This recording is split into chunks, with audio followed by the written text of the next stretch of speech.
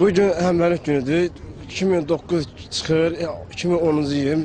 Möhtərəm Prezident İlham Əliyev cənablarına çox minnətlər qarşılayıram. Yəni ki, bu qaz əlaqədar borclar silindi. 327 milyon əhalinin borcu silindi. Bu sevincə əlaqədar sevincə oldu. Yəni minnətdaram ki, Prezident İlham Əliyev cənablarına xahiş edirəm ki, ya da maaşla əlaqədar bir artım olsun, yaxşı olsun. Yaransın, xoş arzulayıram. Dünya Azərbaycan Həmrəylik bayramına görə münasibətinə uzun ömür, can sağlığı arzulayıram. Möhtərəm Prezident İlham Əliyev, onun can sağlığı arzulayıram. Qalanlara can sağlığı, ölənlərə Allah rəhmət eləsin, atasına da böyük uğurlar arzulayıram.